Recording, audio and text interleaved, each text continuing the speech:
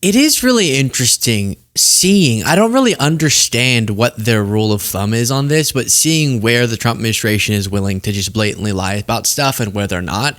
Apparently, some of them got the memo on this particular issue and some of them didn't, which is that Leavitt and others are just blatantly lying about whether or not the reconciliation bill would, which it would, add a bunch to the debt.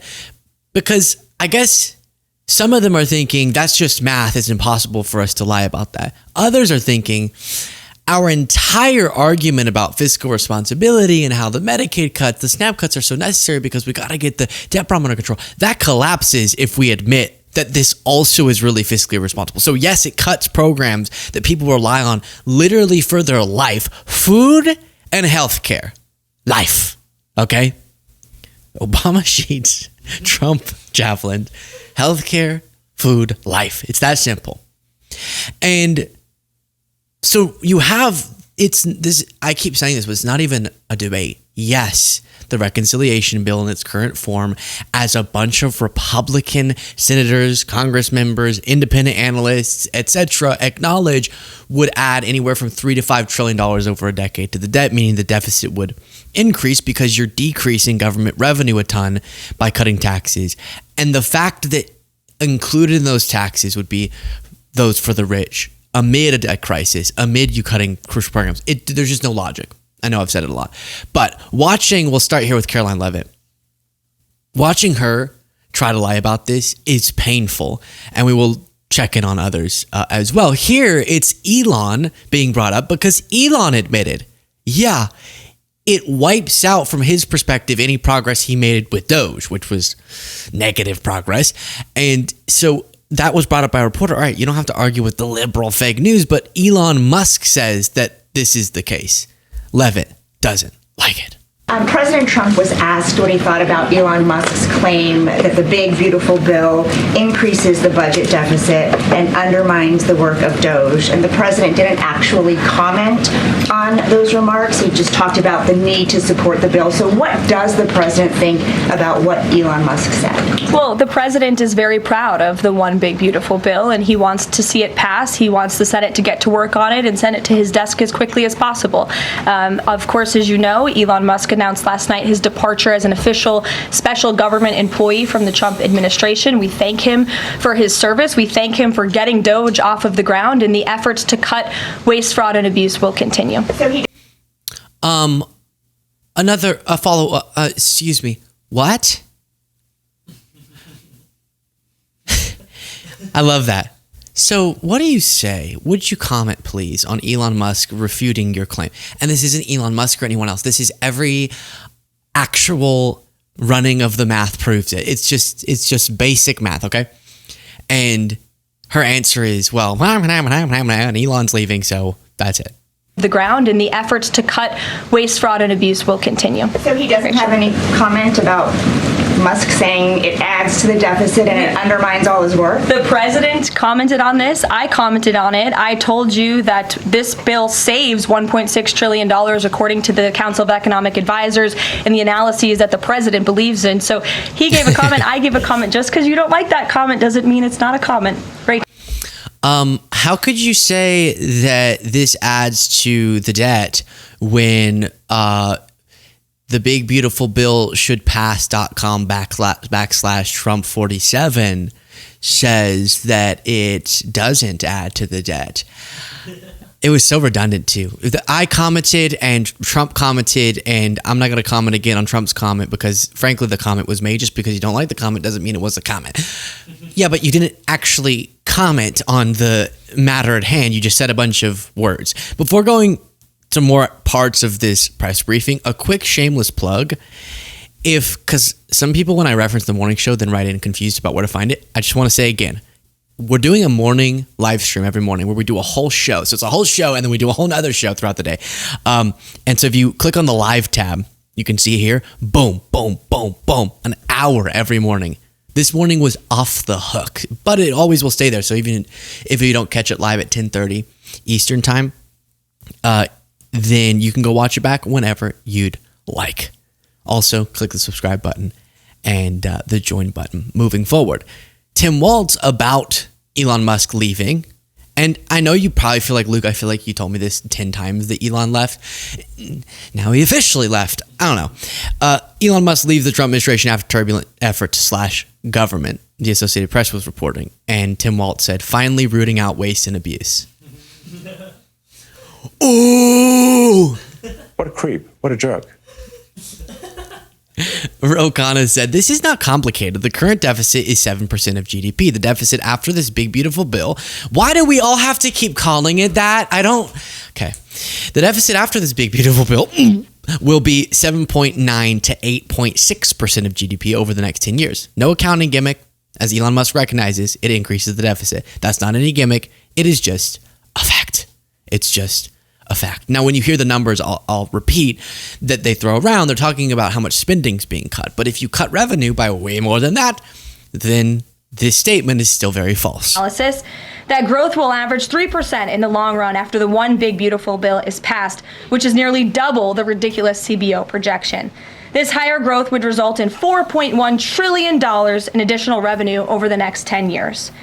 Between the common sense spending reforms contained in the One Big Beautiful Bill and the robust economic growth that will be generated as a result of it, there will be no increase to the deficit. The same analysis from the CEA shows just how this historic package will unleash prosperity and ignite a blue-collar boom across America. Let me just say that I don't know for sure. None of us know for sure. Trump once said, you don't know if a bomb's going to drop on your head, okay?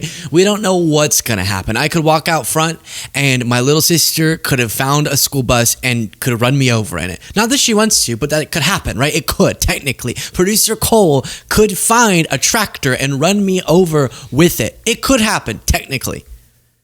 So let me say that I don't know. And I also know 100% for certain, 100% of the time that she's wrong. Okay? Let me just really, it will not unleash the greatest working class boom, blue collar boom in American history. Because how could that possibly be the case when fundamentally what this bill does is redistribute wealth from the bottom to the top? We've gone through those numbers many times just to continue forward. I also want to take the opportunity to debunk some false claims that have been circulating in the press about this bill. The blatantly wrong claim that the One Big Beautiful Bill increases the deficit is based on the Congressional Budget Office and other scorekeepers who use shoddy assumptions and have historically been terrible at forecasting. Do you know who's been terrible at forecasting the impact of his tax cut bill? Trump, or as you call him, Chump. How can your press secretary get your name wrong every time? That's crazy. She always says President Trump. It's great. But he said the same thing that you're saying now last time, and that didn't happen. You can take that one down. It didn't happen. We have precedent. You remember during the campaign that it was, say, if you're worried about what Trump's going to do in this term, just look at how great his first term went. Well, forget the whole mishandling the pandemic and the attack on the democracy thing, but everything else was great, right? So do that. Look at the first term. The data's there. And his bill did not, because it's just trickle down again. And we've had plenty of cases of trickle down that we can analyze. We don't need to go through it again. But defenders of Trump just kind of recycle the same mumbo jumbo. It's the exact opposite. No, the funny thing is the reason why there's so much opposition to the bill is because it didn't go far enough. This is not about spending. I mean, you're saying this bill is awful because they're going to be cutting. We have to cut. We are heading toward a we're in a doom spiral. But it balloons the deficit. I'm saying that, but that's not why you're mad about it. You're mad that they might cut something, or they might cut taxes and they might cut Medicaid.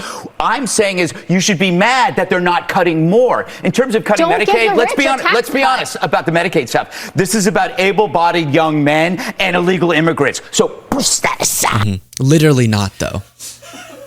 Push that aside. Little Gollum moment. Push that aside. The heck? And illegal immigrants. So push that aside. Push that aside. Okay. It's literally not. 8 to 13 million American citizens, many of whom don't. I told you this was going to be the argument. It's never the case when they cut these programs. It's always people who deserve the program who get shoved off of it.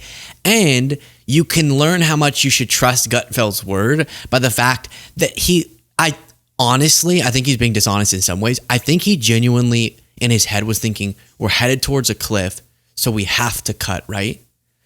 But he doesn't. This is mean. Just wait. It's mean, but wait.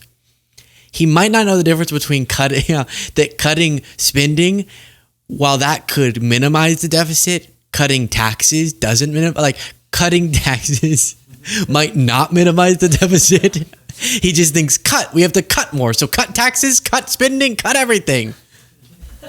Whereas cutting the revenue a bunch makes the debt problem worse. So to Jessica's point, even if you include all the tax cuts for any group other than the tip top, you still have like over $1 trillion of tax cuts that's just for the eensy weensy slice of the tip top of the ladder that already makes exorbitant amounts. So if we're trying to address the debt problem, how about we just at least start with not doing those? No, but they said we had to cut. So if we cut, then we cut everything, no? Get the illegal aliens out. Yes, I sent my good friend Elon a long text message last night explaining that it can be both big and beautiful, okay? So, what...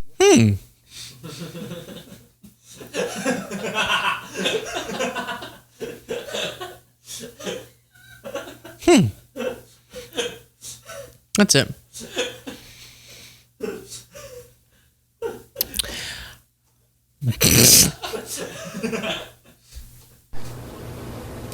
Yes, I sent my good friend Elon a long text message last night explaining that it can be both big and beautiful, okay? Sorry, I hate to stop it there again.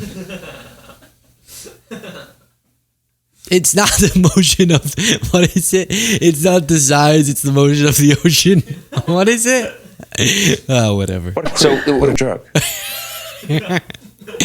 Elon, it's big and it's beautiful. Sincerely, Mike. Mike's Johnson is big and beautiful. What I wanted to make sure that he understands is that the projection that he's referring to and others is from the CBO, the Congressional Budget Office. Mm-hmm. They are historically totally unreliable. It's run by Democrats. 84% of the number crunchers over there are donors to big Democrats. They don't have our best interest in mind, and they've always been off. By way of example, they were off on their projections of the Tax Cuts and Jobs Act in the first Trump administration by $1 trillion. The problem is they do not use what we call dynamic scoring. What that means in layman's terms is they don't give us any credit for the extraordinary economic... Yeah, so again, all of this would read more compelling if it were way more than the CBO having the same assessment, and if, speaking of the Jobs and Tax Acts of 2017, we have proof of concept with what he tried to do last time. Now, going back to this Leavitt presser, Erin Rupar said about this clip as she first entered, saying, Karoline Leavitt, sounding a bit out of breath, opens today's press briefing by whining about a judge blocking Trump's tariffs. We covered that plenty of times. Federal judge, 3-judge panel, 2 Republican appointees, 1 Trump appointee said Trump's illegally using these tariffs. It's not authority that he has, the expansiveness of them, given pretty clearly in U.S. law, that being established. And Leavitt, wow, she comes out shot out of a cannon. Last night, the Trump administration faced another example of judicial overreach. Using his full and proper legal authority, President Trump imposed universal tariffs and reciprocal tariffs on Liberation Day to address the extraordinary threat to our national security and economy posed by large and persistent annual U.S. goods trade deficits. The United States has run a trade deficit of goods every year since 1975. In 2024, our trade deficit in goods exceeded $1 trillion. Man, she is struggling to breathe. I have a huge cross necklace on, so I can't be lying. Everybody agrees this is unacceptable. President Trump is delivering on his promise to fix this problem, and he has taken a long overdue and much needed bold stance for American workers after decades of our manufacturing base being hollowed out. That would be a funny side effect of lying, where the more that she lies, because you need air to speak to lie, the harder it gets to breathe.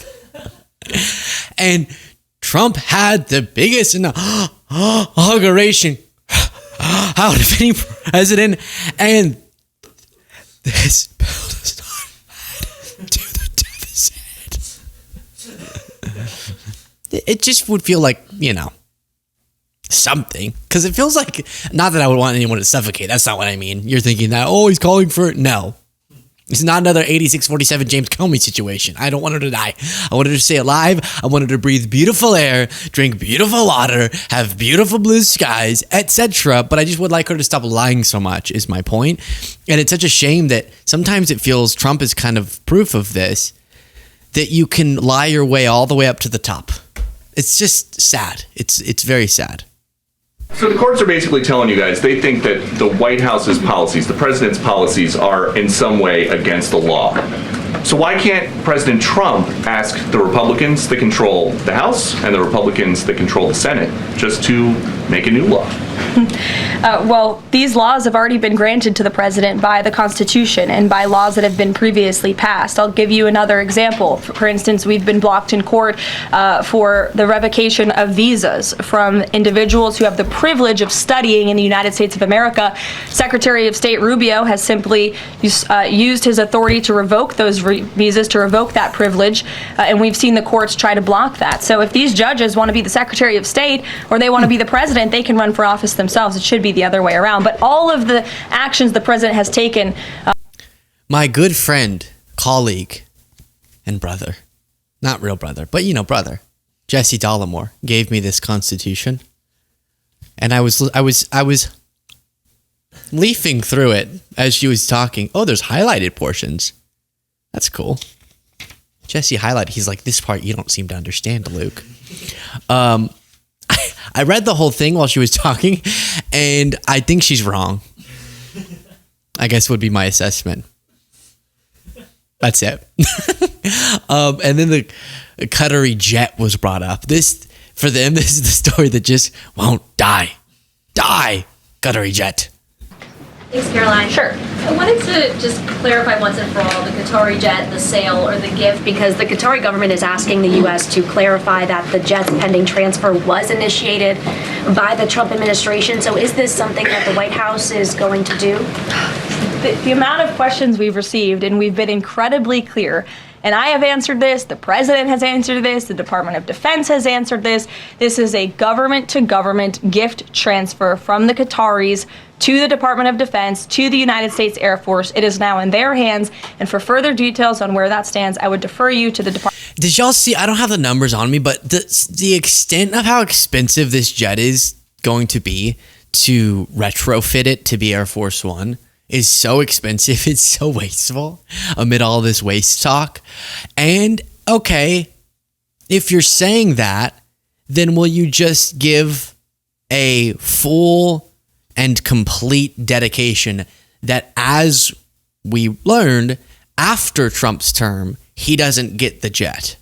Can you just promise us that? No? Why not? Please? This is crazy. I can't believe we saved this one for last. I'm sorry. I should have done this earlier. Maha released a report that Robert F. Kennedy Jr. described as the gold standard of science. And it had a lot of issues, like it was citing studies that, never happened, and citing researchers who didn't write those studies. And it just had issues is what it had.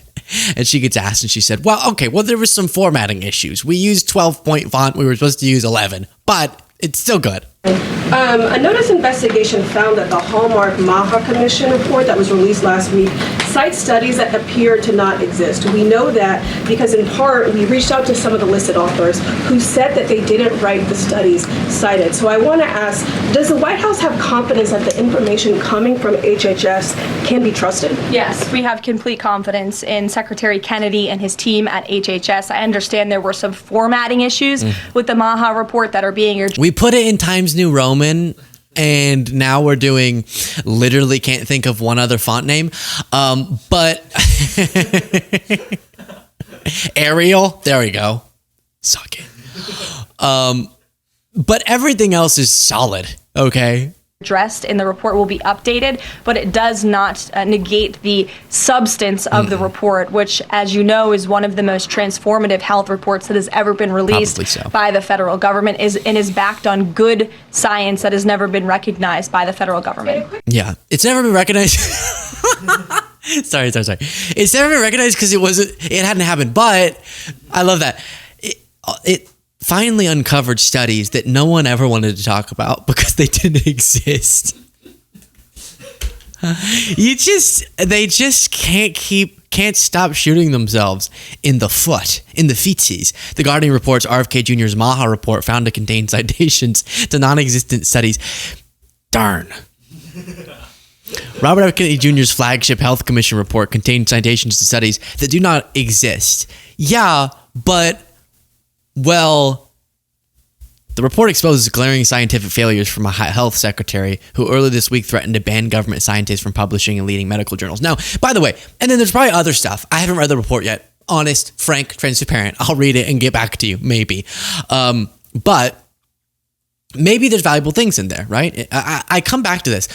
All of his craziness doesn't take away from, I also want us to address the damage that's being done through ultra processed food. How exactly we do that's a question, or these all the illnesses that have become such a terrible impediment to people's lives. And of course, obviously, so I wish him the best with any of that, but I just don't want him attacking vaccines along with it. Easy request, I thought, but I guess not. And I also don't want him to justify certain things like on autism, whatever, that aren't backed by strong science, the gold standard, as he would say, for example, citing studies that don't exist. And there were a bunch of citations, hundreds, so 500. So 7 being problematic is 7. That's a lot, actually. 7 is a good ratio. Now, this would get you in real trouble if you published it on one of those terrible leading medical journals that RFK Jr. has been attacking. We talked about that with Brittany Page, but 7 out of 500, come on. But imagine, like, when you were in school, I remember it wasn't too long ago. I was in a class, I think it was, let me just think, it was something like one of those history classes, and you're like, why? Like, who... studying history from this BC to this BC or something, and you're like, I don't even know who is ever gonna, and so then we had to write essays at the end of the year, and it would be make an argument for why you believe X about this era. And I'm like, it's not that I don't want to write this because I don't believe much about that era, because I don't care much about that era, but it's important we learn history, okay? I just think that far back was a little bit much. But so we learned about history, right? And you had to make an argument about something, develop strong thesis, lay out paper, and then a part of the essay was extensive footnoting. And as I was citing my sources, I made a couple mistakes. I missed a couple quotation marks or footnotes or something. And man, I was brutalized. Okay? It was like I had committed a crime. The teacher was, because it was like I put a quote, but I forgot to cite it and put it as a quote, but I was meaning it as a quote. And it was like, oh, were you trying to pass that off as your own work? I'm like, it used the word hints. I wasn't trying to pass that off as my own word. I don't say hints or baguette. I don't say those words. I wasn't trying to pass it off as my own. I just had forgotten to quote it. Are you sure? And it's like, come on. Because I got one citation wrong in a college essay about prehistoric America. But then the HHS secretary gets in no trouble when he cites 7 things, some that are not even real studies. Come on. Dual standard of justice. Share your thoughts in the comments.